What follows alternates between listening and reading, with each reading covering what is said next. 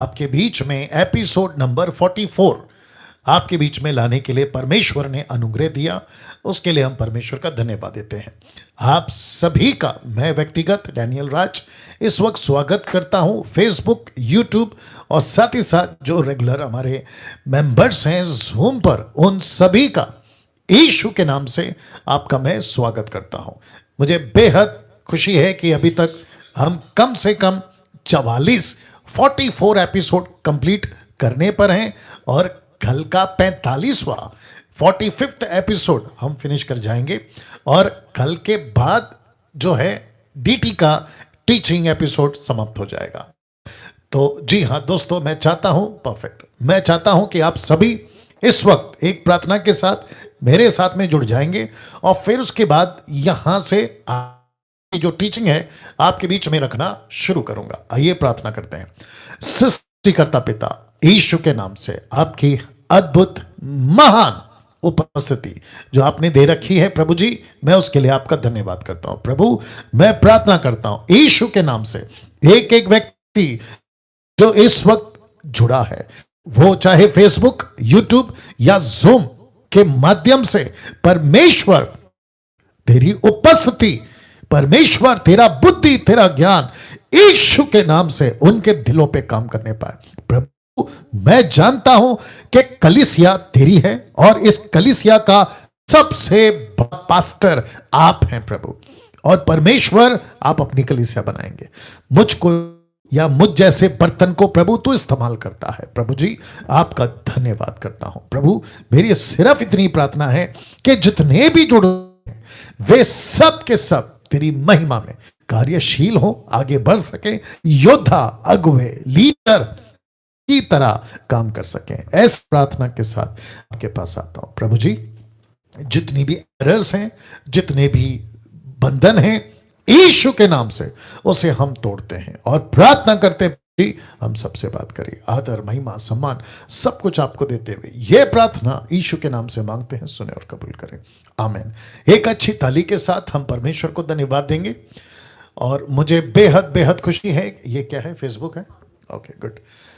मुझे बेहद बेहद खुशी है कि आपके बीच में अब हम जो है 44 एपिसोड ला सक रहे हैं और कल इसके साथ 45 एपिसोड के साथ समाप्त हो जाएगा, जैसे मैं कह रहा था ना। कुछ चीजें जल्दी से कर लेते हैं। आवाज ठीक से पहुंच रही होगी उम्मीद करता हूं, मैं ठीक से देख रहा हूं ये भी करता हूं, और विजुअल्स जो टीवी पे आप हमेशा देखते हैं वो भी आपको ठीक से दिख रहा होगा। लिखा है MMB presence discipleship training equipping the universal church with sound doctrine, या खरी शिक्षा। इसके साथ हम जो हैं प्रभु के पास आते हैं, आपके बीच में बातों को सिखाते हैं, और मैं जानता हूं आप लोग सिर्फ सीखते नहीं हैं लेकिन आप लोग ऐसे तैयार होते हैं कि आप दूसरों को भी सिखा सके।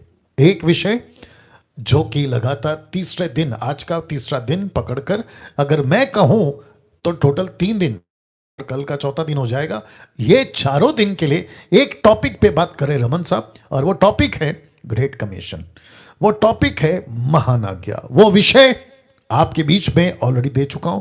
आज का तीसरा दिन है, बहुत बहुत अद्भुत तरीके से। फर्स्ट डे आपसे बात करी थी the importance of great commission, yesterday बात करी थी द इंपॉर्टेंस ऑफ डिसाइपलशिप, आज बात कर रहा हूं स्ट्रैटेजी, रणनीति कैसे बनाते हैं 790,000 या 790,000 करोड़ लोगों के लिए, 7.9 बिलियंस जिसको कहते हैं 790 करोड़। तो इन सभी के लिए रणनीति कैसे बनाए। भारत का देश जिसको हम कहते हैं 135 या 36 करोड़ का देश, इस पे रणनीति कैसे बनाए। साथ ही साथ पड़ोसी मुल्क पाकिस्तान, नेपाल, और फिर उसके बाद में दुनिया की जितनी भी कंट्रीज है, इन सभी के बीच में परमेश्वर का काम कैसे करे, उसकी रणनीति बननी बहुत जरूरी है। यीशु ने कहा जब पवित्र आत्मा आएगा तुम पर सामर्थ आएगा, तुम सामर्थ पाओगे, जिसको कहते हैं एबिलिटी। जी हां, शक्ति, ताकत, जो नहीं कर सकते वो करने की ताकत पवित्र आत्मा देगा, लेकिन साथ ही साथ पवित्र आत्मा अपने तरीके से हमें चलाएगा। तो उसके प्रति सेंसिटिव होना, उसके प्रति सतर्क रहना, उसके आवाज को सुनना और उसके साथ काम करना, यह बहुत जरूरी है। तो मैं इस वक्त एक रिस्पॉन्सिबल अगुआ, टीचर, आपके लिए प्रीचर या मेंटर, जिसको कहते हैं अगुवाई करने वाला, एक ईमानदारी के साथ, सच्चाई के साथ, वचन की खराई के साथ, सही ट्रांसलेशन के साथ, कॉन्सेप्ट और कॉन्टेक्स्ट को स्टडी कर कर आपके बीच में बातों को रखता हूं, रखूंगा और रखता आया हूं जी। तो जिस विषय पे अभी हमें सीखना है जी, जिस विषय पे हमें सीखना है, एक सेकंड दीजिए, और वह है स्ट्रेटजी। तो मैं समझता हूं कि रणनीति, इसके प्रति आज आप बहुत सारे पॉइंट्स को सीखेंगे। तो आपके बीच में मैं उसको रखने जा रहा हूं, एक सेकंड दीजिएगा, टेक्निकल एरर है, उसको ठीक कर लेते हैं और उसके बाद आपके बीच में बातों को रखेंगे जी। क्योंकि आप सभी जानते हैं कि हम निर्भर हैं अभी फिलहाल टेक्नोलॉजी पे। आशा करता हूं कि ठीक हो गया जी, ठीक हो गया। ओके, रमन साहब दिख रहा होगा, ठीक है। ओके, आते हैं। लिखा है strategy to reach unreached groups. जी, आपने नहीं सुना, रिपीट करता हूं, strategy to reach unreached groups, जिसको हिंदी में कहते हैं रणनीति बनाना जी, रणनीति बनाना।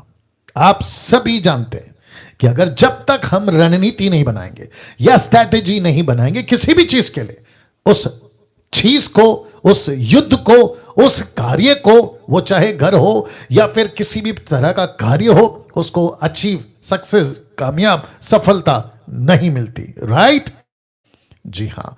तो जिसके चलते मसीह का काम, मिशन ऑफ द क्राइस्ट, अगर इसके प्रति रणनीति नहीं बनाई, गई भैंस पानी में।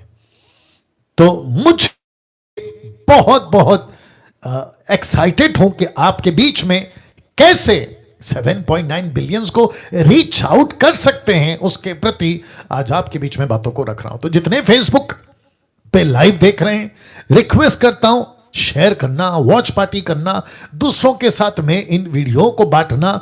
आप अभी अभी अभी मैं रिक्वेस्ट करता हूं, अभी शेयर करना शुरू करें, राइट नाउ, अभी, जिसके चलते मसीह की खरी शिक्षाएं लोगों तक पहुंच सके। और साथ ही साथ आप कौन से कंट्री से, किस देश से, भारत के किस राज्य से आप देख रहे हैं, टाइप करना शुरू करें। साथ ही टिक टिक जो है आपका थंब हार्ट, ये बिल्कुल चलता रहना चाहिए, इसमें जरा भी रुकावट नहीं आनी चाहिए, ठीक है ना। और साथ ही साथ सीखना है, लिखना है, आपको जैसा करना है, क्योंकि पीडीएफ तो हम डीटी वालों को देते हैं जी। तो लिखा है strategy to reach unreached groups, रणनीति बनाना। एक चीज आपके बीच में रख रहा हूं, लिखा है you need to understand these two concepts. ये कौन सा कॉन्सेप्ट है? ये वाला। एक लिखा है आ कल्चर और दूसरा लिखा है अदर्स कल्चर। इंग्लिश में आ कल्चर एंड अदर्स कल्चर। आप देख सकते हैं कि कैसे तरह तरह के राष्ट्रों के कलरफुल आप देख सकते हैं जातियां। आप इसको अभी और ठीक से देख पाएंगे जी। तो जिसके चलते आपके बीच में लिखा इंग्लिश, हिंदी देता हूं, अपनी संस्कृति और दूसरा है अन्य संस्कृति। क्या कभी आपने सोचा था या कभी आपने प्लान किया था कि परमेश्वर जिसने मुझको और आपको बचाया, उसने हमको दो संस्कृति में रखा है, जिसको कहते हैं दो जातियां। एक है आपकी जाति, दूसरी है दूसरों की जाति, जिसको कहते हैं अपनी संस्कृति और दूसरा है अन्य संस्कृति। नाउ आप सभी जानते हैं भारत एक ऐसा देश है जो संस्कृतियों का देश है, जिसमें रिचुअल्स, फंक्शंस, कल्चर भयंकर है, अद्भुत है, और 90% इसका रिश्ता मूर्ति पूजा से होता है। आप सभी इस बात से वाकिफ हैं। तो जिसके चलते मैं समझता हूं कि जब आप रीच आउट करते हैं किसी को, जैसा लिखा है रीचिंग, रख देता हूं, लिखा है या strategy to reach unreach group, reach unreach group. तो अगर आप दूसरों तक पहुंचना चाहते हैं तो आपको समझना होगा कि आपका कल्चर क्या है, दूसरों का कल्चर क्या है। Is that right? आपकी संस्कृति क्या है, दूसरों की संस्कृति क्या है। नहीं तो क्या होगा पता है, आप अपनी संस्कृति दूसरों पे थोपोगे और दूसरों की संस्कृति पे घुस जाओगे। तो जिसके चलते ना वो जीत पाएंगे, मसीह में पहुंच पाएंगे, ना आप ठीक से मसीह का काम कर पाएंगे। तो जिसके चलते मैं कुछ बातें आपके बीच में रख रहा हूं। हम सभी जानते हैं, बहुत ध्यान से सुनिएगा, मैं बाइबल टीचर हूं इसलिए थोड़ा सा डिटेल में जाता हूं, ठीक है ना। हम सभी जानते हैं कि यीशु यहूदी था, यीशु का जन्म यहूदी देश में था, यीशु प्रोफेसी यहूदियों ने की। यीशु के बारे में जितने भी राजा या जितने भी भविष्यवक्ता आए थे, उन सब का कनेक्शन यहूदी, इज़राइल, इज़राइल यहूदी से था। Is that right? जी हाँ। यीशु का पहराव, यीशु का रहन सहन, यीशु का खान पान, यीशु का तरीका, यीशु के डायलॉग्स, यीशु का वचन, यीशु के sarcastic बातें, व्यंग, वो सब किससे कनेक्टेड था? यहूदियों से। यीशु की बातचीत यहूदियों से, यहूदियों के स्टाइल में। यीशु का पहराव यहूदियों के हिसाब से। यीशु की बातें यहूदियों के हिसाब से। तो जब आप यीशु को पढ़ते हो, खास करके 4 किताबें, मत्ती, मरकुस, लूका, योना, है ना? मत्ती में 28 है, मरकुस में 16 अध्याय है, लूका में 24 है, योना में 21 है। आप जब इन अध्यायों को पढ़ते हो तो आपको एक छवि दिखती है। याद रखो, छवि, इमेज। आपको एक छवि दिखती है, और वो छवि दिखती है यीशु की, लेकिन साथ साथ में एक छवि चलती है कल्चर की, और वो कल्चर है यहूदियों का। और जिसके चलते, मैं माफी चाहूंगा, कुछ लोगों को बुरा लग सकता है, लेकिन कोई बात नहीं, टीचिंग देना है, मेरा काम है, और शैतान को ही गुस्सा आता है, और ये कहना भी कोई गलत नहीं है जब भी मैं बोलने वाला हूं। देखिए, अक्सर खास करके भारत के कुछ प्रीचर्स या कुछ बाइबल टीचर्स आपको फेसबुक और यूट्यूब पे, और खास करके अपने चर्च के लोगों के पास में भी एक शब्द बोलते हुए दिख जाएंगे, और वो शब्द है ग्रीटिंग्स का, वो शब्द है शालोम। शालोम अक्सर आपने सुना होगा, राइट नरेंद्र? अपना रमन साहब, आपने भी सुना होगा शालोम। देखो, शालोम का मतलब क्या है? शांति, पीस बी अपॉन यू। ऐसी कुछ ग्रीटिंग्स होती है यहूदियों की, शालोम। शालोम गलत नहीं है, लेकिन आप कौन से देश में? अभी भारत। वाह, आप कौन से देश में हैं? भारत। भारत का कल्चर क्या है? नमस्कार, नमस्ते। अदर कंट्रीज का कल्चर अलग है। तो जब आप एक पास्टर हैं, आप मिनिस्टर हैं, आप प्रभु के दास हैं, तो खुद की संस्कृति को समझना होगा, दूसरों की संस्कृति को समझना होगा, और जिसके चलते आपको यह ध्यान रखना है कि किसके सामने कैसे आपको पेश आना है। वाह, सी दैट। मैं वापस कहता हूं, मुझे शालोम से कोई दिक्कत नहीं है, लेकिन आपको नमस्कार से दिक्कत क्यों है? आपको नमस्ते से क्यों दिक्कत है? नमस्कार, नमस्ते, पौलुस जब लिखता है हिंदी ट्रांसलेशन वाला, तो ट्रांसलेशन क्या है? नमस्कार, नमस्कार, नमस्कार। मैं बीच में नमस्कार करता था फेसबुक पे, तो किसी पास्टर ने कहा कि आप नमस्कार क्यों वर्ड यूज करते हैं? मैंने बोला क्यों, क्या दिक्कत है? कहते कि नहीं, ये तो है ना हिंदू लोगों का, हिंदू को उनका ग्रीटिंग्स है। तो मैंने बोला कमाल कर दिया यार, तुम रहते कहां पर हो? भारत में। तुम कौन से देश में रहते हो? 75% हिंदू। तो आप जिसके बीच में रहते हो, जिनके साथ उठते बैठते हो, आप उनके बीच में शालोम लोगे, वो पूछेंगे भाई ये शालोम का मतलब क्या होता है? तो कुछ बातें आपके बीच में रख रहा हूं। तो फिर से कहता हूं कि मुझे शालोम से परहेज या दिक्कत नहीं है, लेकिन बुद्धि का इस्तेमाल करो। यीशु ने क्या कहा? सांप की नाई चतुर, कबूतर की नाई भोले। क्यों? ताकि मुझको, आपको पता चले कि हम जो करते हैं वो कहां पे करते हैं और किस तरीके से करते हैं। तो कुछ वचन रखना, मजा आएगा। तो यहूदी का छवि, यहूदी की बातें, यहूदियों का कल्चर आपको बाइबल के अंदर 99.9% मिल जाएगा, राइट रमन साहब? तो इसके चलते समझता हूं कि एक ऐसा कंट्रोवर्शियल, एक ऐसी डिबेट, एक ऐसा डिबेट तो खैर नहीं बोलना चाहिए, लेकिन बातचीत चली कि अन्य जाति जो यीशु में आते हैं, उनका खतना, सरकमसेंस करना चाहिए या नहीं करना चाहिए। इस विषय पे पतरस, याकूब, फिलिप और फिर उसके बाद में पौलुस, इन सब की मीटिंग हुई। कहां? यहां। इन सब की मीटिंग हुई। तो मीटिंग के चलते, या अजय दास साहब देख रहे हैं, गुड, ओके। लिखा है प्रेरितों की किताब उसका 15 का 19, और फिर ठीक नीचे प्रेरितों की किताब 15 का 28। तो जब चर्चा हुई कि अन्य जाति उस वक्त के जब ये यीशु को अपनाएं तो इनके साथ क्या क्या किया जाए, तो लिखा है इसीलिए मेरा विचार, ये मेरा कौन? प्रेरित। तो प्रेरित कहते हैं मेरा विचार यह है कि अन्य जातियों में से जो लोग परमेश्वर की ओर फिरते हैं, कन्वर्ट होते हैं, स्वीकार करते हैं, आप लोग जानते हैं मेरा कन्वर्ट से मतलब है क्राइस्ट फॉलोवर, ठीक है? तो लिखा है कि उन्हें दुख ना दे। ये जो शब्द है ना दुख, ये खतना की बात हो रही है, खतना।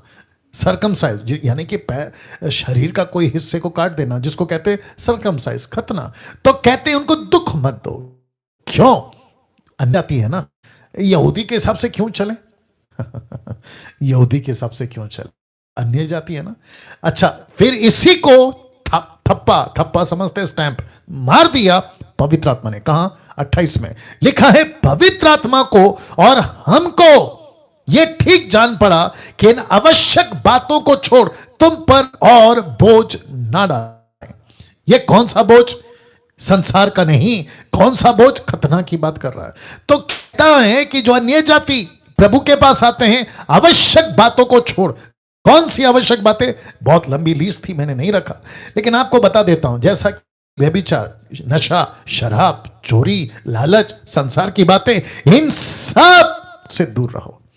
और उसके बाद तुम यीशु पे आओ और किसी प्रकार का मसीहों के ऊपर, जो अन्य जाति से आते हैं, किसी प्रकार का कोई बोझ नहीं डालना। कैसा लग रहा है? वाह! यह व्यक्ति जिसको मैं बहुत पसंद करता हूं, फोटो देख लीजिएगा, इसका नाम है पौलुस जी। ये कहता है 1 कुरिन्थी 9:20-23 में, ये क्या कहता है? आइए देखें। कहता है, मैं यहूदियों के लिए यहूदी बन गया, यहूदियों के लिए यहूदी बना कि यहूदियों को खींच लाऊं, मतलब उनका उद्धार करूं। फिर कहते हैं, जो लोग व्यवस्था के अधीन हैं उनके लिए मैं व्यवस्था के अधीन होने पर भी, ना होने पर भी, माफ करें, व्यवस्था के अधीन ना होने पर भी व्यवस्था के अधीन बना कि उन्हें जो व्यवस्था के अधीन है खींच लाऊं, मतलब उनका उद्धार करूं। व्यवस्थाहीनों, पहला है व्यवस्था यहूदी, दूसरा है व्यवस्थाहीनों अन्य जाति। कहता है व्यवस्थाहीनों के लिए मैं व्यवस्थाहीन सा बना, अन्य जाति बना, जबकि मैं यहूदी हूं।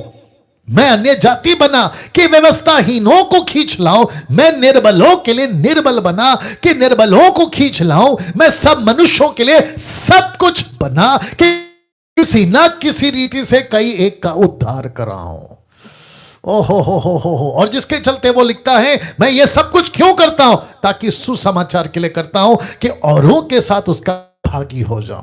मटन खाना गलत नहीं है, मैं रिपीट करता हूं, मीट खाना गलत नहीं है, लेकिन पौलुस कहता है कि अगर किसी को मेरे मीट खाने से अगर ठोकर लगती है तो मैं मीट खाना बंद कर दूंगा। क्या बात है! वाह! कुछ भारत के कल्चर हैं ऐसे, जिसमें हिंदू लोग ज्यादातर आते हैं जो मीट नहीं खाते, ब्राह्मण्स मीट नहीं खाते, बौद्धिस्ट शायद मीट नहीं खाते, और भी कई लोग हैं, जैन लोग मीट नहीं खाते। उनके सामने तुम ईसाई लोग, वाह, तुम ईसाई लोग जाकर ये कहोगे कि हम तो मसीह के हैं, हम तो यीशु को मानते हैं, इसलिए मीट खाओ। मूर्खता है, मूर्खता।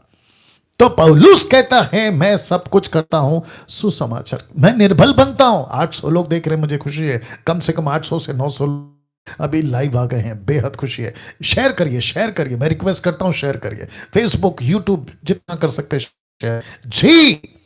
बहुत गजब की टीचिंग है आज, बहुत ध्यान दीजिएगा। तो वापस कहता हूं कि जो मीट नहीं खाता तुम उसके सामने अपनी ढींगे मत हाका करो कि अरे यार चलता है, बाइबल कहती है। कम ऑन, यहूदी का जो वचन है, यहूदी का जो कल्चर है, उसको अन्य जाति में मत घुसाओ, और जो अन्य जाति की बातें हैं उसको यहूदियों में मत घुसाओ। और अब एक स्टेटमेंट रख रहा हूं, लिखा है क्रिश्चियनिटी का धर्म और नियम मत थोपिए लोगों पर। वाह! कुछ लोग कहते हैं मैं क्रिश्चियन हूं। किसने कहा कि तुम क्रिश्चियन हो? तुम क्रिश्चियन नहीं हो, तुम यीशु के किंगडम के लोग हो, यीशु के किंगडम के लोग हो। यह क्रिश्चियनिटी यहां चलती है, या रोम के टाइम पे चलती होगी, या फिर कैथलिक के हिसाब से चलता होगा, या जिस कॉन्स्टिट्यूशन में, भारत का जो संविधान है उसमें 4 धर्म 7 धर्म, जिसमें एक आता है क्रिश्चियनिटी। लेकिन हम आत्मिक लोग हैं, शारीरिक लोग नहीं समझ सकते। आत्मिकता में क्रिश्चियनिटी नहीं आती है, आत्मिकता में परमेश्वर के राज्य के बेटा बेटी आते हैं। ताली बजाकर परमेश्वर को धन्यवाद। वाह! और जिसके चलते बहुत सारे लोगों ने धर्म बना दिया। कौन सा? क्रिश्चियन धर्म।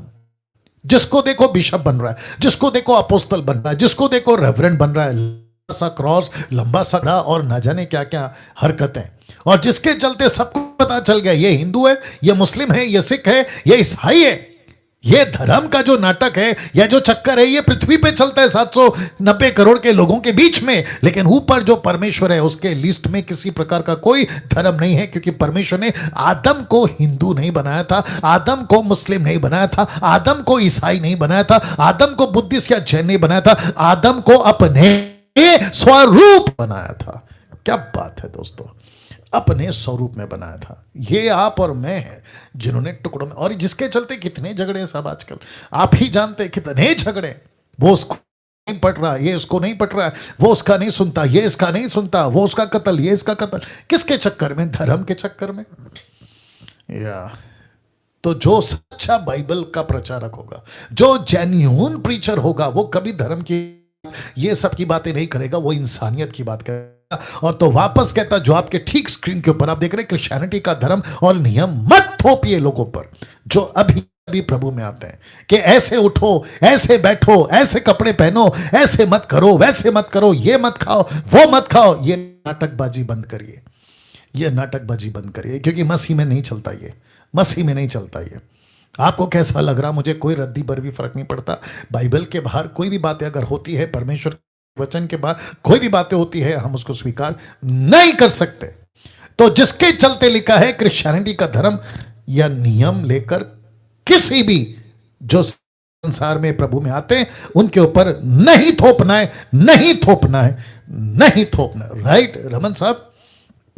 या अब इसको देखो, आपको प्रभु की सेवा प्रभु के तरीके से ही करनी होगी। सेवा किसकी है साहब? यीशु की। तरीका किसका? यीशु का। पास्टर किसके? आप यीशु के। सेवक किसकी तरीके से या सेवा? यीशु के। बिशप किसके? यीशु के। Reverend, apostle, profit, Bible teacher किसके? यीशु के। तो तरीका किसका? यीशु का। आप अपना तरीका घुसा रहे बीच में, ऐसे कहते हैं सफेद कपड़ा पहनो। वाह भैया।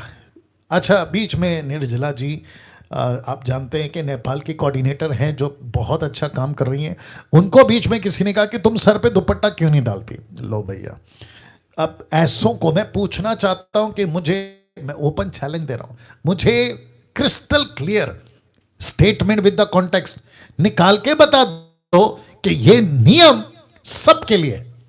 पौलुस खुद कहता है 1 कुरिन्थियों 11:16, ठीक से पढ़ा करो, कहता है ना हमारी न कलीसिया की ये रीति नहीं है। और सर पे दुपट्टा पति के लिए, परमेश्वर के लिए नहीं, क्योंकि यीशु का सिर परमेश्वर, पुरुष का सिर यीशु, औरत का सिर उसका पति। बात करते हो यार। तो दुपट्टा डाले पति के लिए, और कॉन्टेक्स्ट में है पति पत्नी। तुमने तो कुंवारियों को भी दुपट्टा पहनवा दिया। फिर कभी बात करेंगे इसके ऊपर। तो वापस कहता हूं कि प्रभु के तरीके से सेवकाई करो। जो सर पे दुपट्टा डालता है मुझे कोई दिक्कत नहीं है, जो नहीं डालता उसको जबरदस्ती में लो। अगर किसको बुर्का पहनता पहनने दो, जो बुर्का नहीं पहनता उसको जबरदस्ती बुर्का क्यों पहना रहे हो? कोई सर पे पगड़ी पहनता है पहनने दो, जो नहीं पहनता उसके सर पे जबरदस्ती पगड़ी क्यों पहना रहे हो? और जिसने पहना है उसकी उतार क्यों रहे हो? कहीं पे लुंगी चलती है, कहीं पे धोती चलती है, कहीं का कल्चर अलग है, कहीं का खान पान अलग है, कहीं का रहन सहन अलग है। तुम अपने तरीके से सेवा नहीं कर सकते, और वचन को ट्विस्ट कभी नहीं करना, तोड़ मोड़ के पेश नहीं करना, जैसा लिखा है वैसा। तो वापस कहता हूं, को मैं बता चुका हूं, ये वाला वचन ये बता चुका मैं सब कुछ। पौलुस कहता है किसके? सुसमाचार के लिए। तो जबरदस्ती का आप किसी के ऊपर अपनी नियम नहीं थोपना। तो क्रिश्चियनिटी और धर्म का नियम नहीं थोपना। आपको प्रभु की सेवा करनी है प्रभु के तरीके से। ऐसा क्यों? यह प्रश्न उठता है, ऐसा क्यों, ऐसा क्यों, ऐसा क्यों, ऐसा क्यों, या ऐसा क्यों? ध्यान दीजिएगा, ऐसा क्यों, ये क्वेश्चन मार्क। क्योंकि आपको प्रभु ने सेवा विश्व को बचाने की दी है, विश्व को बचाने की दी है। मैं आपको बताता हूं क्यों लिखा है, जो अलग अलग कल्चर से भरा पड़ा है। आप अगर साउथ में जाओगे तो साउथ के लोगों को गुजराती पैटर्न मत सिखाओ। क्या बात है, गुजरातियों को साउथ का पैटर्न मत सिखाओ। और वैसे ही पंजाब और फिर उसके बाद में दुनिया के जितने भी कल्चर हैं उनके बीच में उनको उनके तरीके से जीने दो, दूसरे को उनके तरीके से जीने दो। जो इडली खाता है, डोसा खाता है, उसको वही खिलाओ, फाफड़ा ढोकला मत खिलाओ। वाह, सी। और जिसके चलते आप और मैं, ये बहुत ध्यान रखना है, आपको विश्व को बचाना है, गली को नहीं बचाना है। मैं रिपीट करता हूं, किसको नहीं बचाना है? आपको गली और नुक्कड़ को नहीं बचाना है, आपको विश्व को बचाना है, आपको पूरी दुनिया के लिए सेवक बनाए। कहां? मैं बता रहा हूं, देखिए 2 तिमोथी 2:15, इसको आज अलग तरीके से देखेंगे, बहुत ध्यान दीजिएगा। लिखा है अपने आप को परमेश्वर का, इसको मैंने का को मैंने हाईलाइट किया है। लिखा है अपने आप को परमेश्वर का, ये जो शब्द है ना का, इस पे फोकस करेंगे। तो लिखा है अपने आप को परमेश्वर का ग्रहण योग्य और ऐसा काम करने वाला ठहराने का प्रयत्न कर जो लज्जित ना होने पाए। लज्जित क्यों? आप लज्जित क्यों होते रमन साहब? आप लज्जित तब होते हैं, और लिखा है जो सत्य के वचन को ठीक रीति से काम में लाता हो। तो लज्जित क्यों होगा? वचन को ठीक से काम में नहीं लाता। लज्जित नहीं होगा क्योंकि वचन को ठीक से काम में लाता है। Common sense. वाह, कुछ सेकंड रख रहा हूं, इसको डाइजेस्ट करिए। मुझे बेहद खुशी है कि कम से कम 1100 लोग अभी जुड़ गए हैं। 1100 के आसपास लोग गए हैं, वापस आते हैं। तो लिखा है अपने आप को परमेश्वर का ग्रहण योग्य ऐसा काम करने वाला ठहराने का प्रयत्न कर जो लज्जित ना होने पाए। इसका मतलब क्या है? लज्जित क्यों होगा? क्योंकि सत्य के वचन को वो ठीक से काम में नहीं लाता, जिसके चलते वो लज्जित हो गया। तो प्रभु कहता है, पौलुस कहता है कि जो सेवक है, देखो क्या लिखा है, अपने आप को परमेश्वर का, ये जो शब्द है ना का, ग्रहण योग्य और ऐसा काम करने वाला ठहराने का प्रयत्न कर। तुझे 24/7 ध्यान देना है कि तू किससे बात कर रहा है। Come on, get. जितने पास्टर्स लीडर्स मुझे सुन रहे हैं, गेट रेडी। आप किससे बात कर? जो प्रीचर्स है ऑनलाइन, मस्तन के रमन साहब आपको भी, निर्जला जी आपको, नेतन साहब आपको, और जितने भी सुरेश कामले, पॉल, जितने भी हैं, सबको कहना चाहता हूं, आप जब फेसबुक पे, यूट्यूब पे बात करते हैं, आपको बी केयरफुल, आप क्या बात करते हैं, क्योंकि आपको दुनिया भर के कल्चर के लोग सुन रहे होते हैं। आपको दुनिया भर के कल्चर के लोग सुन रहे होते हैं। या कुछ लोग कहते हैं सफेद कपड़ा पहनो, कुछ लोग कहते हैं सोना मत पहनो, कुछ लोग कहते हैं मेकअप मत करो। Makeup makeup makeup makeup makeup makeup जो भी है। लेडीज को कहते हैं लिपस्टिक मत लगाओ। ले गजब है। उसका पति को पसंद है, तू बीच में अपनी टांग क्यों डाल रहा है? वो कहता है तुम इतने बाल क्यों बनाते भाई, तेरे को क्या तकलीफ है? तेरे सर पे बाल नहीं उग रहे, जिसके अच्छे खासे उसको तेरे को उसको देखकर तकलीफ हो रही है। देखिए, परमेश्वर का ये शरीर है, जिसको कहते हैं रमन साहब ये परमेश्वर का मंदिर है, इसको आप नहीं संभालेंगे तो कौन संभालेगा? तो फिर प्रश्न उठता है, कुछ लोग कहते हैं मेकअप मत करो, कुछ लोग कहते हैं कि आप है ना बहुत सादा रहो, दुनियादारी, तो फिर ब्रश मत करो सुबह उठ के, आप जो साबुन यूज करते हैं नहाने के टाइम पे वो मत करो, आप जो शैम्पू यूज करते हैं वो मत करो, तो फिर कैसे चुड़ैल जैसा लगोगे? हद हो गई यार। मेरा बेटा मेरे सामने बैठ के हंस रहा है। अब आप सोचिए, आपके घर के बच्चे, आपका बेटा, आपकी लड़की सुबह उठते ही ब्रश नहीं किए, आप खुद माँ बाप, आप नहाते नहीं है महीनों से, आपस में घर पे रह पाओगे रमन साहब? आप सोच के देखिए, मुर्दा घर जिसको कहते हैं ना, मैयत का घर, मुर्दा घर, वहां पे ऐसी बदबू आती घर पे आने लगेगी। तो परमेश्वर ने बुद्धि दिया है, बुद्धि उसका इस्तेमाल करिए। तो ऐसे किसी प्रकार का नियम जिसके चलते तुम लज्जित हो जाओ। मैं वापस कहता हूं, मैं बहुत रिस्पॉन्सिबल बाइबल टीचर हूं, मुझे कई लोग सुनते हैं, मुझे इस बात का ज्ञान है, मुझे इस बात का सेंस है। मैं किसी भी प्रकार का कोई मूर्खता का स्टेटमेंट नहीं दूंगा। मैं हमेशा कहता हूं, मैं पूरी तैयारी के साथ आता हूं। बहुत ध्यान से सुनना होगा आप लोगों को बातों को। तो जिसके चलते किसी पेंटिकोस्टल कैरिस्मेटिक, इसका उसका, ये मेन लाइन, वो साइड लाइन, वो अप लाइन, ये डाउन लाइन, इसी प्रकार का कोई क्रिश्चियनिटी का धर्म या नियम मत थोपो। वचन से बात करो, वचन से लेके चलो, और जैसा वचन को ठीक से, इंग्लिश में लिखा है rightly dividing the word of truth, ठीक से इस्तेमाल करो। जिसके चलते यीशु मसीह ने डांट लगाई। देख लो आप, यीशु ने डांट लगाई। जितने फेसबुक पे अभी जुड़ रहे हैं, मैं रिक्वेस्ट करता हूं, कहां से जुड़ रहे हैं?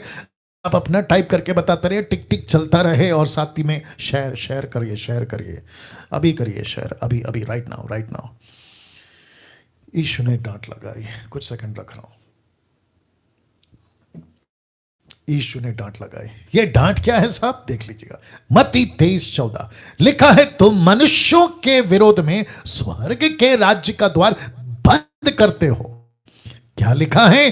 परमेश्वर यीशु कहता है, तुम मनुष्यों के विरोध में स्वर्ग के राज्य का द्वार बंद करते हो। ना तो आप उसमें प्रवेश करते हो, ना उसमें प्रवेश करने वाले को प्रवेश करने देते हो। इसका मतलब है, ना खुद जाओगे स्वर्ग, ना दूसरों को भेजोगे जो तुम्हारे को फॉलो करते हैं। तो इसको कहते हैं, जो कि वचन आगे लिखता है, कहता है, अंधा अंधे को रास्ता नहीं दिखा सकता। अंधा अंधे को रास्ता नहीं दिखा सकता। या सोनू को हिल जी कह रहे हैं, शेयर करो, शेयर करो। Thank you Sonu, God bless you. Now इसी को कंटिन्यू करूंगा। वचन 15 देखो, यीशु की डांट को कंटिन्यू कर रहा हूं। लिखता है कि हे कपटियों या शास्त्रियों, फरीसियों, तुम पर हाय। हाय का मतलब क्या पता है? कर्स बी अपॉन यू, श्रापित।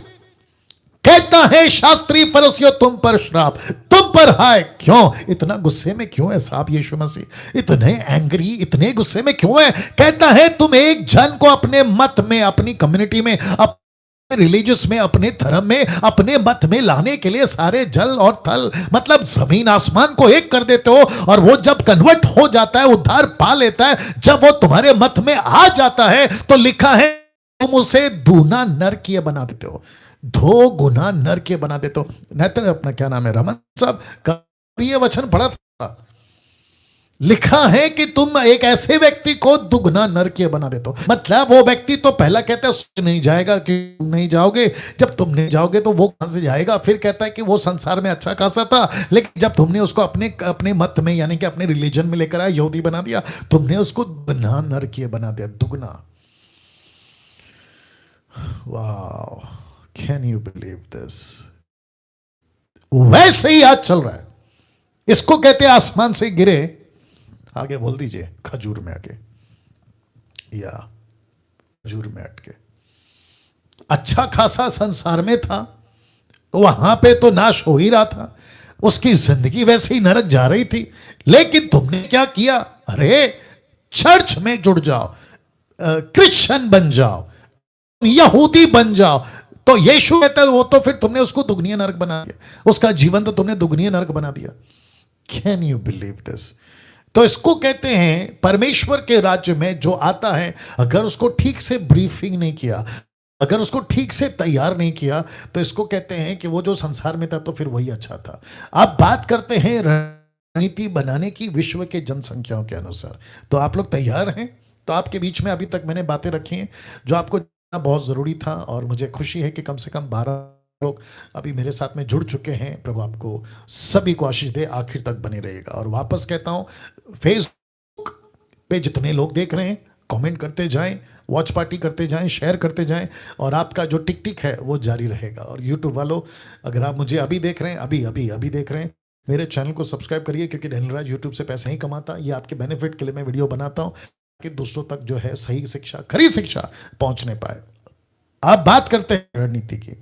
विश्व की जनसंख्या, सबसे पहले वर्तमान जनसंख्या आप पहले देख लीजिएगा। वर्तमान जनसंख्या कितनी है? 790 करोड़। वाह जी, 790 करोड़। अब इसको देख लीजिए, 2 लाख की तादाद से प्रतिदिन ये जनसंख्या बढ़ रही है। कितना? 2 लाख प्रतिदिन। 2 लाख पॉपुलेशन इस पृथ्वी पर आती है। Vicky Dongre, thank you, mind blowing, या थैंक यू विकी। वापस आते हैं 2 लाख की तादाद में, रमन साहब 2 लाख की तादाद में ये जनसंख्या बढ़ती है।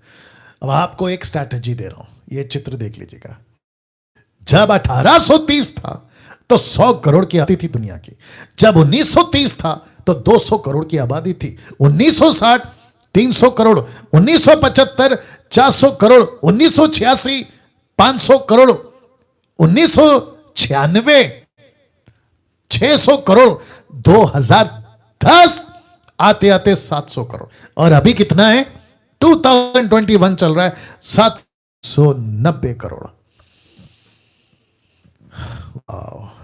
क्या कभी सोचा था कि परमेश्वर ने इस पृथ्वी पे अपनी एक कैबिनेट रखकर गया है, अपनी गवर्नमेंट, और उसके आप और मैं कौन है रमन साहब? मैं टीचिंग दे चुका हूं, हम उसके वर्कर हैं, हम उसके सिपाही हैं, हम उसके कार्यकर्ता हैं। तो प्रभु कहता है कि ऐसी एनालिसिस, क्या ऐसी स्ट्रैटेजी तुम बनाते हो, तुमको पता भी है कि दुनिया में पॉपुलेशन किस तेजी से बढ़ रहा है, क्या उसके हिसाब से तुम चलो, या फिर वही तुम्हारा रोना धोना और वही ऐसे उठो वैसे बैठो, ऐसे करो ऐसे करो? कल्चर कहां है? माय गुडनेस, क्योंकि फेसबुक है, लाइव है, 3 प्लेटफॉर्म पे लाइव चल रहा है, इसलिए शब्दों को कंट्रोल करूंगा।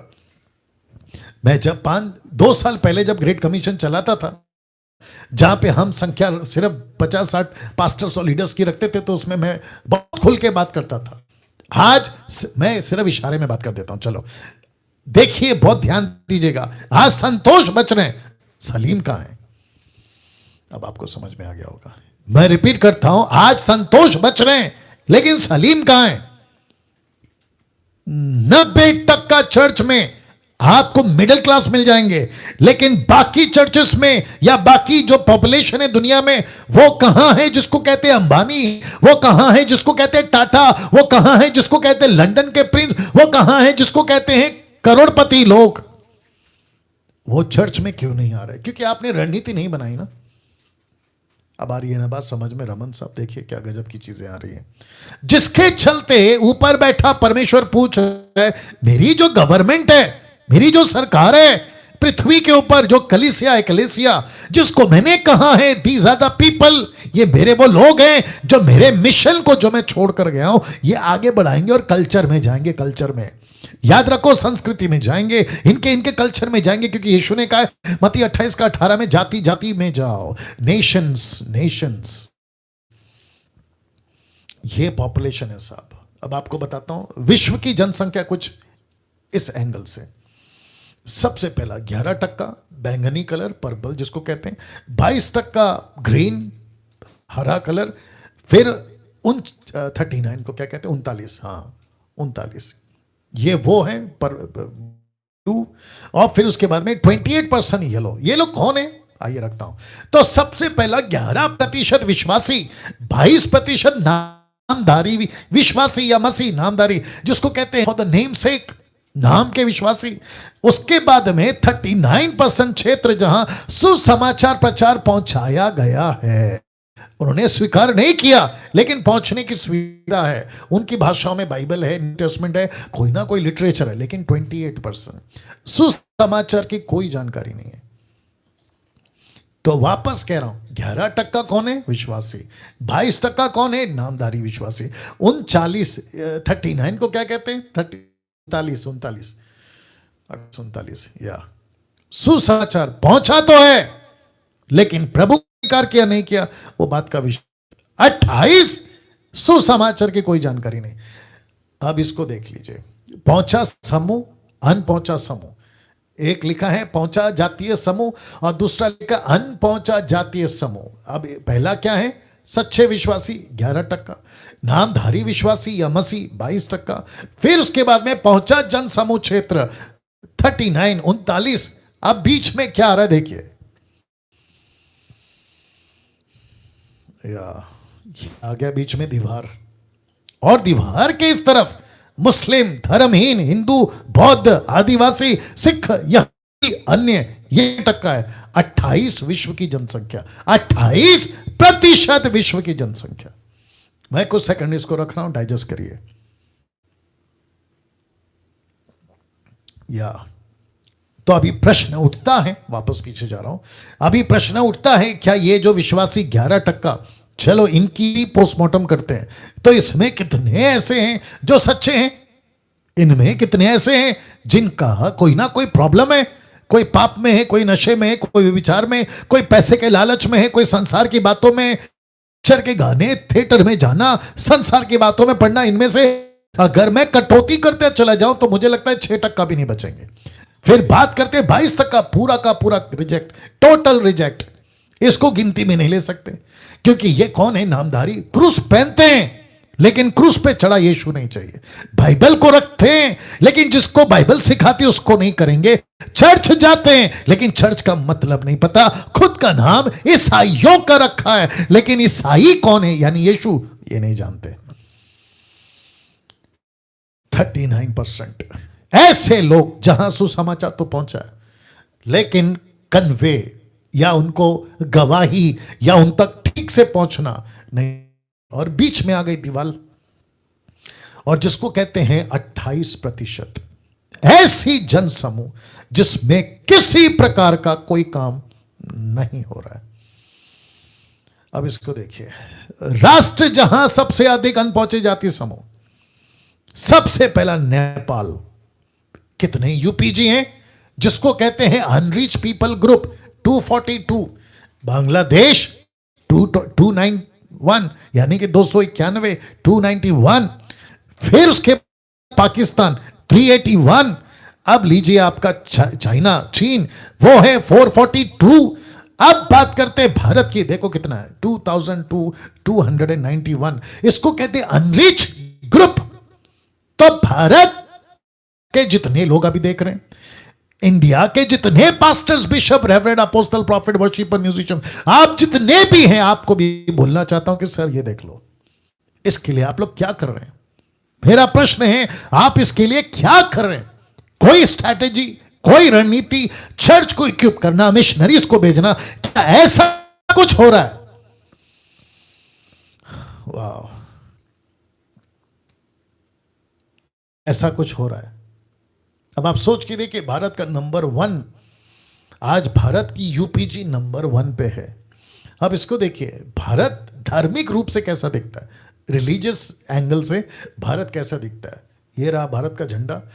अब आप देखिए, हिंदू कितने प्रतिशत हैं? 75। मुस्लिम कितने? 75 हैं, 14। ये मैं दशमलव नहीं गिन रहा हूँ, 75.7 नहीं गिन रहा हूँ मैं, ठीक है ना।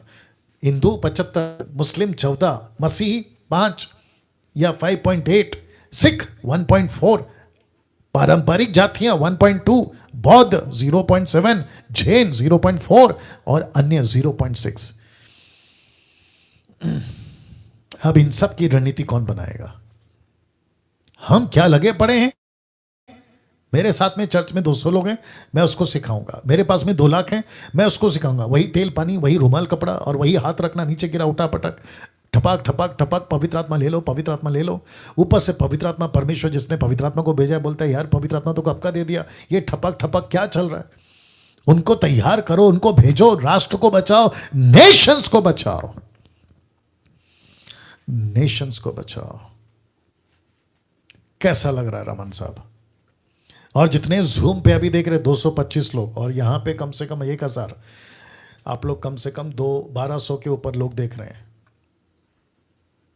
सोचिए, यह मसीहत है, संडे टू संडे चर्च जाना। और मुझे यह आज बोलने दीजिए कि बहुत अच्छा हुआ कि ऊपर से परमेश्वर ने एक ऐसा डंडा मारा है जिसको कहते हैं कोरोना, जिसको कहते हैं कोरोना, जिसके चलते सारी की सारी कलीसिया अब एक लाइन पे आके खड़ी हुई है और सोचने पे मजबूर हुई है कि हम कर क्या रहे थे। और सबसे ज्यादा सवाल तो मैं उन लोगों से पूछूंगा जो अन्य भाषा में बातें करते हैं, कहते हैं हाँ हम प्रभु से बात कर रहे हैं, प्रभु हमसे बात कर रहा है। तो मैं उनको पूछना चाहूंगा, तुम जितने भी लोग हो, 20% या 40%, तुम जितने भी लोग हो, तुमको परमेश्वर ने ये नहीं बताया कि तुम्हारी हालत क्या है, तुम किस तरीके का मसीह जीवन जी रहे हो, और ये वायरस आने वाला था, तुमको नहीं बताया परमेश्वर ने? क्या मजाक लगाते हो यार तुम लोग। सबसे पहली चीज तो ये जिब्रिश, जिसको मैं जिब्रिश कहता हूं, जंगली भाषा, ऐसी कोई भाषा नहीं है बाइबल के अंदर जो तुम उठाकर घूम रहे हो। सबसे ज्यादा पंजाब में बेड़ा गर्क है। मैं सबको कहना चाहता हूं, किसी के बाप से नहीं डरना। कब? जब तुम वचन के साथ सही हो तब।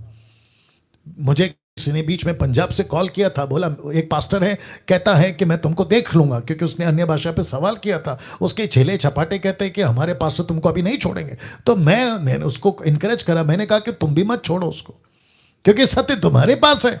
उनके पास सत्य नहीं है।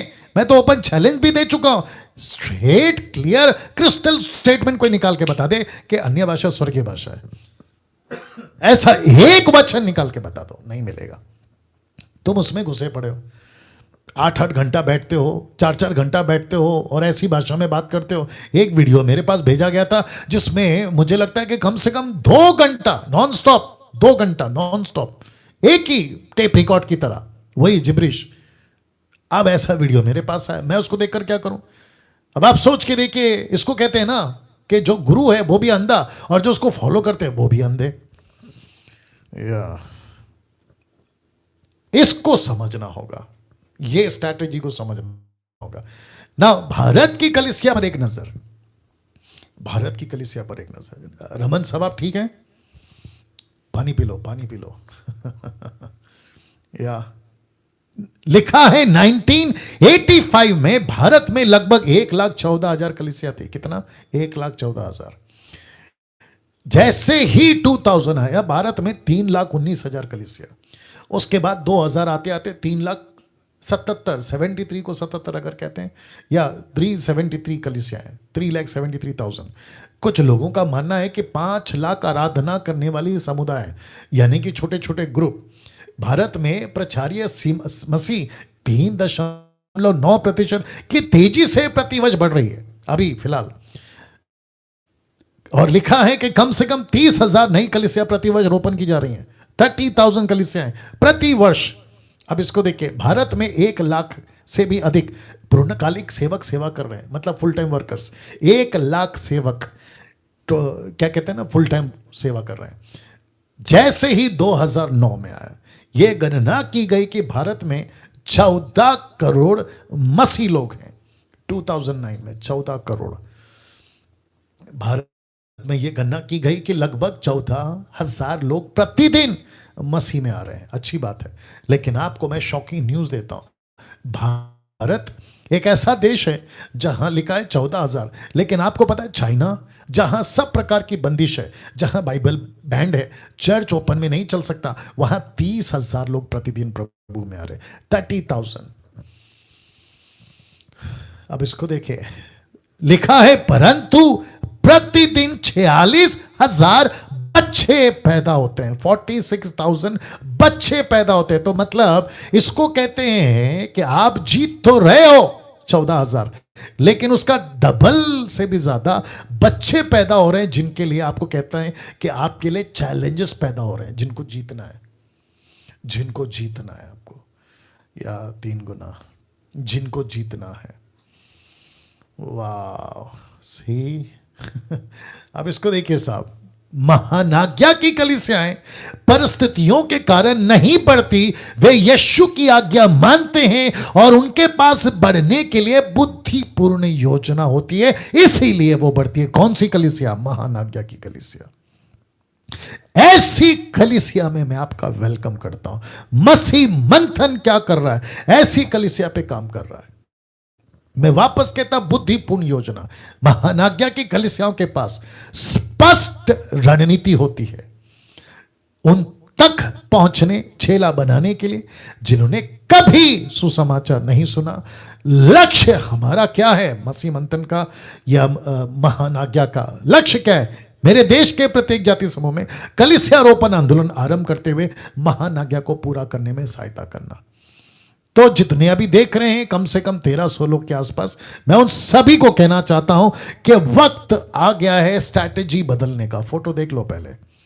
वक्त आ गया है स्ट्रैटेजी बदलने का, रणनीति बदलने का। अब आपको क्या करना है पता है? अभी टेक्नोलॉजी पे डेवलप करके खुद को आपको आना होगा जूम पे। जूम पे आप जूम के माध्यम से, जूम ऐप के माध्यम से आप एवेंजलिज्म, डिसाइपलिंग सब कर सकते हैं। लोगों को इकट्ठा करें, लोगों को इकट्ठा करें।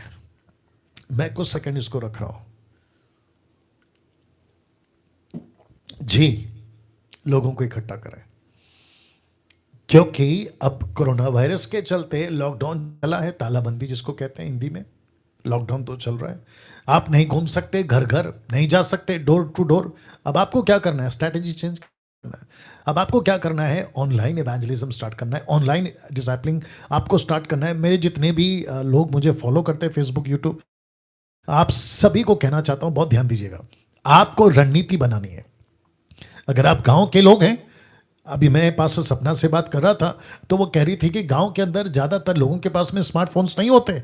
कोई बात नहीं, आप कुछ ऐसी टेक्निक यूज करो कि जिसके पास में स्मार्टफोन है उसको भेजो गांव में एक आदमी को, और कुछ 6-5 लोगों को, जितनी सरकार अलाउ करती है, उनको इकट्ठे करो और उनके बीच में आप प्रोग्राम चलाओ। ये तो कर सकते हैं ना। या देखिए, परमेश्वर का काम सब कुछ आसानी से होगा, नहीं हो सकता। आपको हाथ पैर मारना पड़ेगा, आपको हाथ पैर मारना पड़ेगा। मैं हमेशा कहता हूं, मैं 5वीं क्लास 3 बार फेल हूं, मैं 5वीं क्लास 3 बार फेल हूं, लेकिन उसके बावजूद परमेश्वर मुझे बुद्धि देता है, क्योंकि मैं मांग रहा हूं। तड़प जहां, जिसको कहते हैं ना, where there is a will there is a way, जहां तड़प है वहां पे परमेश्वर रास्ता खोलता है। कहते हैं कि जहां चाहा वहां रहा। या ये बातें समझनी होगी। तो जूम पे आप, जूम ऐप आप लोग डाउन करिए। जितने भी जूम पे अभी मुझे देख रहे हैं, मैं उनको भी कहना चाहता हूँ, ये ऐप को डाउनलोड करिए। आप जितने यूथ हैं, लड़का लड़की, दास दासी, सब लोग, पढ़ना लिखना नहीं आता, किसी की मदद लीजिए। घर पे आपके बच्चे बड़े हो गए, उनकी मदद लीजिए। पति पत्नी की, पत्नी पति का मदद लीजिए। बच्चे माँ बाप का, माँ बाप बच्चे का मदद लीजिए, और उनको पूछे, दोस्त का, यार का, फोन करके पूछिए कैसे डाउनलोड करते हैं, कैसे ऑनलाइन आते हैं, कैसे बात करते हैं। फेसबुक पे, यूट्यूब पे आना शुरू करो। चुपचाप मत बैठो घर पे, के माध्यम से, जूम ऐप के माध्यम से लोगों को इकट्ठा करो। अब इसको देखिए, शहर को सुसमाचार तो सुनाना ही होगा। शहर को सुसमाचार तो सुनाना ही है, इसमें कोई राह नहीं है, इसमें कोई दूसरी दो बातें नहीं है, एक ही बात है जी। और पौलुस क्या कहता है पता है? देखिए क्या कहता है। कहता है, मैं यूनानियों, मतलब यहूदी, यूनानी मतलब यहूदी, इजरायली, उनकी लोकल लैंग्वेज ग्रीक, तो कहता है मैं यूनानियों और अन्य भाषियों को, अन्य भाषियों का, ये कौन है? अन्य जाति। तो यहूदी, इजरायली, अन्य जाति। फिर कहता है बुद्धिमानों और निर्बुद्धियों का कर्जदार हूं। ओ ओ ओ ओ, आप लोग नहीं समझे शायद अभी भी। तो पौलुस किसका कर्जदार है? शहर का। बाप रे, रमन साहब आप किसके कर्जदार हैं? शहर के। डैनियल राज आप किसके कर्जदार हैं? शहर के। तो यहां पे कौन है? 4 लोग लिखा, यूनानियों, अन्य भाषियों, बुद्धिमानों और निर्बुद्धियों का मैं कर्जदार हूं। तो इस पृथ्वी पे आप किसी के आत्मा के कर्जदार हैं, और प्रभु आपसे उसका हिसाब लेगा। तो जिसके चलते पौलुस कहता है 1 कुरिन्थियों 9:16 में, वो कहता है यदि मैं सुसमाचार सुनाऊं तो मेरा कोई घमंड नहीं, क्योंकि ये तो मेरे लिए अवश्य है। यदि मैं सुसमाचार ना सुनाऊं तो मुझ पर हाय, मैं श्रापित। मैं कुछ सेकंड इसको रख रहा हूं, क्योंकि ये बहुत पावरफुल वचन है। वो कहता है मुझ पर हाय, वो कहता है मुझ पर हाय। अगर मैं शहर को सुसमाचार नहीं सुना, जितने जूम पे है ना, आप लोगों ने अभी कम से कम 44 एपिसोड मुझे सुन लिया। घर बैठे थे, बीच में नीता जी को किसी ने कॉल किया। नीता जी अगर आप देख रही हैं तो सुनिए, नीता जी को किसी ने कॉल किया, बोला अरे पास्टर जी जो हैं अभी कल से बंद कर देंगे, अब डीटी के बाद हम क्या करें, हमको तो आदत लग गई है। तो नीता जी ने कहा कि क्या फर्क पड़ता है, पास्टर नहीं आते हैं तो आप लोग अपना प्रीचिंग स्टार्ट करो, आप लोग अपना काम करो। यही तो मैं भी कह रहा हूं। आपको क्या करना है? आपको पूरी जिंदगी इनपुट इनपुट इनपुट करना है कि आउट गोइंग भी चाहिए। सांस लेते रहोगे कि साथ बाहर भी छोड़ोगे, नहीं तो तुम तो वैसे ही मर जाओगे। तो इसको कहते हैं आपने जितनी शिक्षा ली है, अब आपका फर्ज है, क्योंकि तुम कर्जदार हो। देखो रख रहा हूं, कर्जदार, कर्जदार, तुम किसी के कर्जदार हो। प्रभु आपसे हिसाब लेगा। तो कहता है अगर मैं सुसमाचार नहीं सुनाऊं तो मुझ पर हाय। जो प्रभु का काम नहीं करता उसको हक नहीं है परमेश्वर से प्रार्थना करने का कि मेरी रोटी मुझे दे। तो इसलिए तो लिखा ना, जो मजदूरी का काम करेगा उसी को तो वेतन मिलेगा। महानाज्ञा की कलीसियाएं गंभीरता से यीशु के दर्शन, आदेश, रणनीति को कलीसियारोपण के लिए लागू करती है। अब ये देख लो, मैंने आपके बीच में रखा था जिसको कहते हैं 1040 विंडो। 1040 विंडो आपको पता चल गया। देखो 40 ऊपर 10 नीचे, 1040 विंडो जी। इस हिस्से में मैंने आपको बताया था, आपका भारत है, आपका इस्लाम कंट्री, बौद्ध है और साथ ही साथ में नॉन रिलीजन। इसके बीच में प्रेरितों की किताब 1:8 रखा हूं मैंने। क्यों? क्योंकि इस 1040 विंडो में आपका यरूशलेम है जिसको कहते हैं आपका शहर, आपका यहूदिया है जिसको कहते हैं आपका राज्य, आपका समरिया है जिसको कहते हैं आपका पड़ोसी, और आपकी पृथ्वी के छोर जिसको कहते हैं अनपहुंचे लोग, अन्य जाति, एथनिक ग्रुप्स, दूसरे कल्चर के लोग इसमें रहते हैं। आपका सबसे बड़ा टारगेट चेला बनाना और नई कलीसियाओं का स्थापना करना अन्य संस्कृति में, अन्य संस्कृति में, अपनी संस्कृति में और अन्य संस्कृति में। परमेश्वर की इच्छा क्या है? पृथ्वी का प्रत्येक संस्कृति जाति समूह उसके राज्य में शामिल हो, यह है उसका मकसद। तो आप लोग इस मकसद में शामिल हैं तो आपको मैं सैल्यूट करता हूं। अगर आप इस मकसद में शामिल नहीं है, भैया गई भैंस पानी में।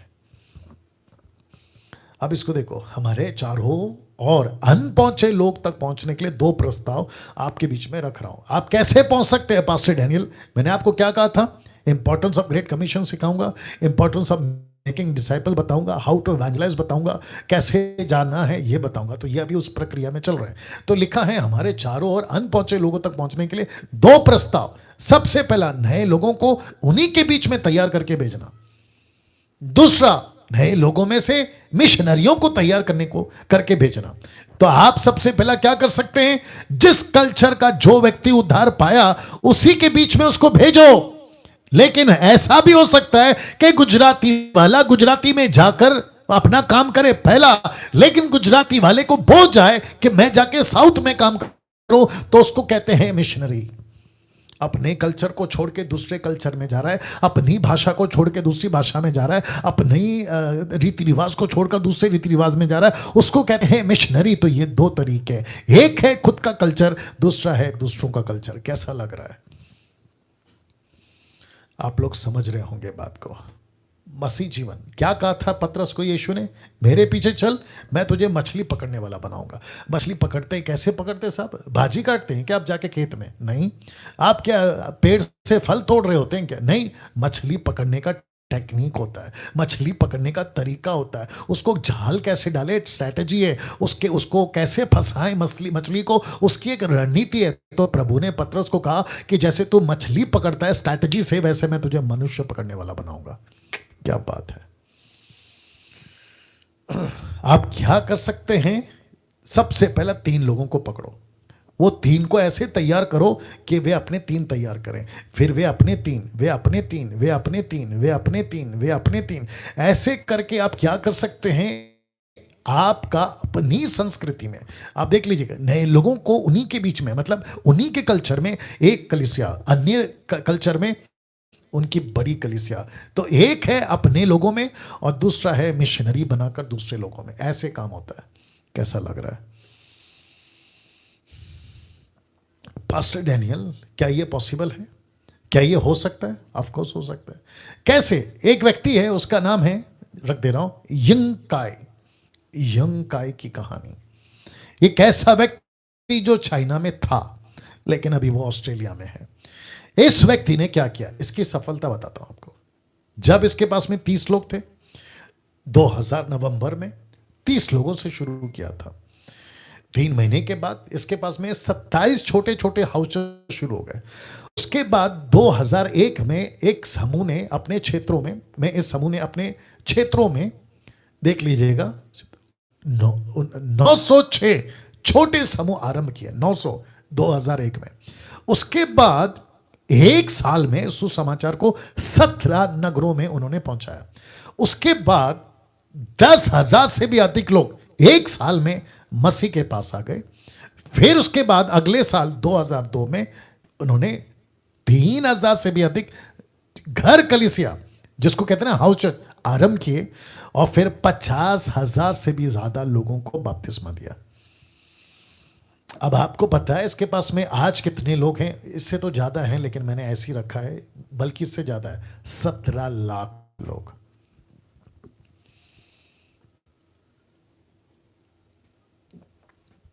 कैसा लग रहा है? 17 लाख लोग आज इसके पास है। सिर्फ अनुमान बताया मैंने आपको, इससे ज्यादा है 17 लाख लोग। अब आप पूछोगे पास्टर डैनियल इसने ऐसा क्या किया, मैं आपको बताता हूं इसने क्या किया। हंकाई की 5 रणनीति, कितनी मन साहब? 5। सबसे पहला, इसने प्रत्येक को प्रशिक्षित किया, जिसको कहते ट्रेन किया, तैयार किया, हर एक को।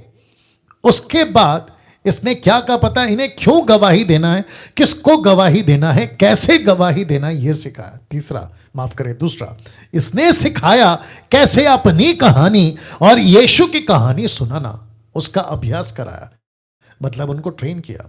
तीसरा, इसने क्या किया? प्रत्येक व्यक्ति को सुसमाचारीय प्रार्थना सूची तैयार करने को कहा, मतलब तुम्हारे जितने दोस्त हैं, रिलेटिव्स, फ्रेंड्स, सबकी लिस्ट बनाओ और उनके लिए प्रार्थना कर दो, जिसको कहते हैं प्रेयर लिस्ट। चौथा, प्रत्येक सप्ताह 5 लोगों को गवाही देने के लिए प्रशिक्षित किया कि आपको कम से कम 5 लोगों को गवाही देना है।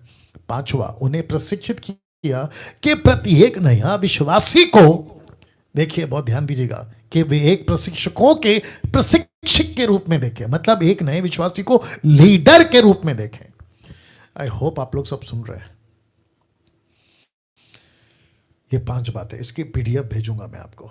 अब इसको एक एक करके बताता हूं। सबसे पहला, क्यों गवाही देना है, किसको गवाही देना है, कैसे गवाही देना है। क्या कभी सोचा था, क्या इसके ऊपर फोकस किया था? मैं क्यों गवाही दूं?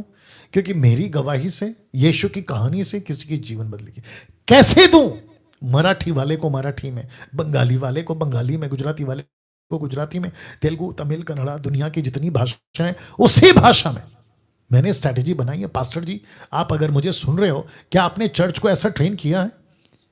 तुम चर्च में बॉस बन के बैठ गए हो, तुम लाल कपड़ा पहन के बैठ गए हो, क्रॉस गले में डाल के बैठ गए हो, और तुम चर्च का पैसा भी खूब खा रहे हो, पैसा लाओ, दशमांश लाओ, खूब एंजॉय कर रहे हो। लेकिन एक एक चीज का प्रभु हिसाब लेगा, याद रखना, एक एक चीज का प्रभु हिसाब लेगा। तो क्या ऐसी चीजों को तुम सिखा रहे हो? क्यों गवाही देना है, किसको गवाही देना है, कैसे गवाही देना है? क्या कभी चर्च को आपने 2 कहानी की प्रैक्टिस करी? एक अपनी कहानी, दूसरा यीशु की कहानी। आपकी कहानी क्या है, मेरी कहानी क्या है? आज से कुछ 24-28 साल पहले मैं मसीह में नहीं था, मैं यीशु को नहीं जानता था, मैं संसारिक था। ऐसे कर कर मुझे किसी ने वचन सुना, मेरा जीवन बदला। क्या ऐसी प्रैक्टिस आप अपने चर्च को कराते हो?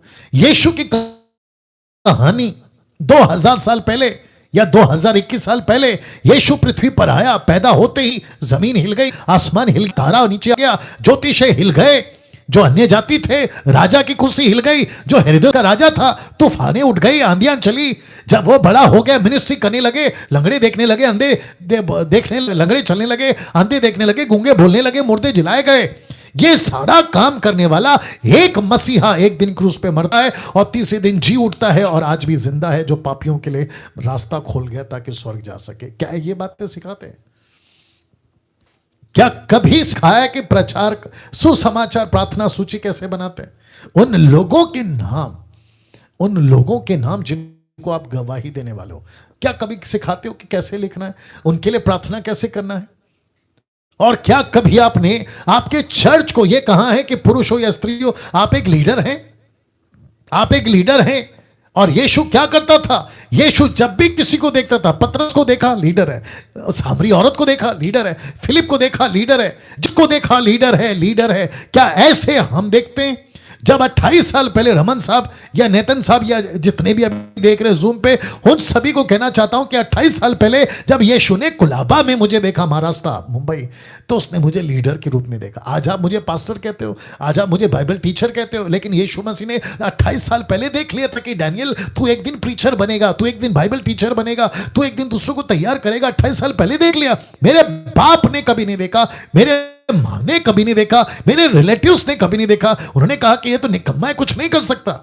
लेकिन उस यीशु ने देखा। वैसे ही जितने अभी कितने लोग हैं, 1200-1300, आप जितने भी हैं, सबको यीशु कहता है तुम लीडर हो, तुम लीडर हो। क्या बात है, क्या बात है। अब इसको देखिए, कलीसिया जिसका दर्शन संसार को जीतना नहीं है, वो शीघ्र ही मर जाती है। जिस कलीसिया का दर्शन संसार को जीतना नहीं है, वो शीघ्र मर जाती है। भारत 1040 विंडो, विश्व की 790 करोड़। अगर आपका यह दर्शन नहीं हैं आप मर जाओगे। दूसरे शब्दों में कलीसिया मर गई है। अब आगे कल एपिसोड नंबर 45 आपके बीच में कल बात करूंगा और आपको बताता चलूं कि कल लास्ट है। इस डीटी का कल आखिरी दिन है। देखते देखते समाप्ति पे आ गए। कम से कम 3 महीना आपके बीच में ये व्यक्ति डैनियल राज लगातार बातें करता आया। क्या नहीं प्रचार किया, क्या टॉपिक पे बात नहीं किया, सब कुछ। कल बात करूंगा कि आपको क्या करना है। कल बात करूंगा कि आपके साथ एक व्यक्ति है, उसका नाम है पवित्र आत्मा। कल बात करूंगा कि आपकी चाह, आपका पैशन, आपकी धड़प किस में होनी चाहिए। मसीह मंथन बैठक इसी इसी काम में है। मिशंस के लिए, मिशनरीज के लिए अगर आप कुछ देना चाहते हैं, सुमन वैद्य जो मसीह मंथन की ट्रेजरर हैं, आप उनको कॉल कर सकते हैं। ये उनका नंबर है। मैं रिक्वेस्ट करता हूँ, काफ़ी लोग आगे आ रहे हैं लेकिन ये काफ़ी नहीं है, क्योंकि हम कई तादाद में मिशनरी को भेजना चाहते हैं भारत में। और हमको अमेरिका का पैसा नहीं चाहिए, अफ्रीका का पैसा नहीं चाहिए, हमको भारत का पैसा चाहिए। भारत को बचाने के लिए भारत का पैसा काम आएगा। www.masihmanthanbaitak.com वेबसाइट को विजिट करें। मसीह मंथन ऐप है, इसका जानकारी रखें। मसीह मंथन पेज है, इसका जानकारी रखें। और डैनियल राज का यूट्यूब चैनल है, सब्सक्राइब करें और मजबूती प्रभु में लेकर आए। आइए प्रार्थना करके समाप्त करते हैं। सृष्टिकर्ता पिता यीशु के नाम से बहुत बहुत धन्यवाद इन सब बातों के लिए। प्रभु जी, तेरा दास डैनियल राज ये प्रार्थना करता है, तड़प, बोझ, पैशन भारत को जीतने का, विश्व को जीतने का प्रभु जी आप दीजिए। आदर, महिमा, सम्मान सब कुछ आपको देते हुए प्रभु जी ये प्रार्थना यीशु के नाम से मांगते हैं। सुने और कबूल करें। आमीन।